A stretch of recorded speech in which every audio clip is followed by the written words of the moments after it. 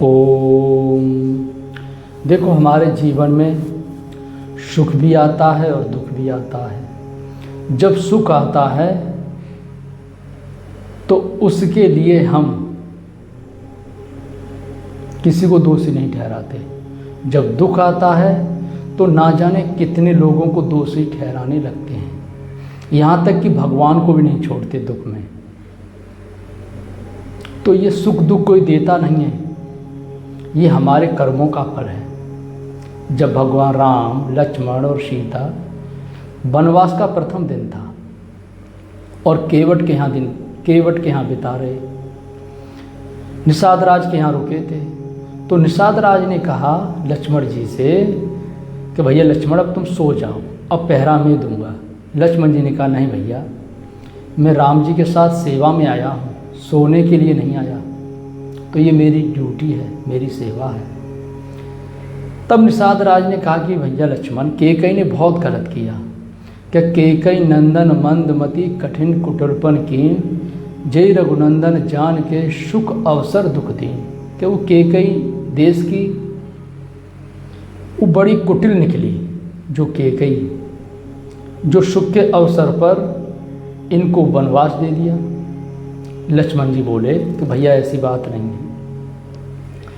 कि बोले लखन मधुर मृदुवाणी, ज्ञान वैराग भगति रस सानी। ज्ञान, वैराग और भक्ति संयुक्त और माधुर वाणी के साथ कि काहू न को सुख दुख कर दाता, और निजकृत कर्म भोग सब भ्राता।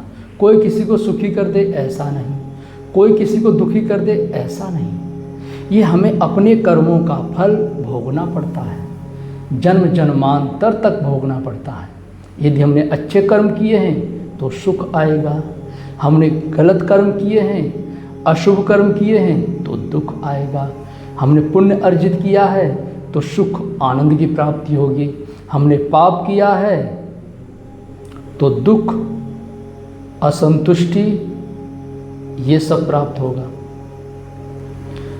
तो वास्तव में इस जीवन में कोई किसी के सुख दुख का भागीदार नहीं है।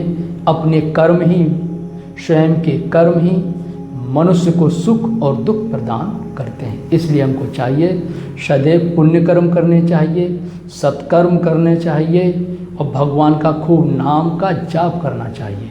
भगवान का नाम ही इन अशुभ कर्मों को शुभ कर्मों में परिवर्तित कर देगा। कहा महामंत्र विषय व्याल के, मैटत कठिन कुअंक भाल के।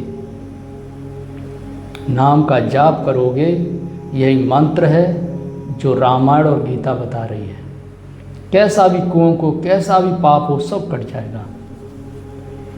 क्या मम परतोष विविध विधि कीना, हर्षित राम मंत्र मोहे दीना। बस इतने से ही सारे संकट कष्ट दूर हो जाएंगे। श्रद्धापूर्ण हृदय से नाम के जाप का आरंभ करो, नाम जप आरंभ करो। ओम।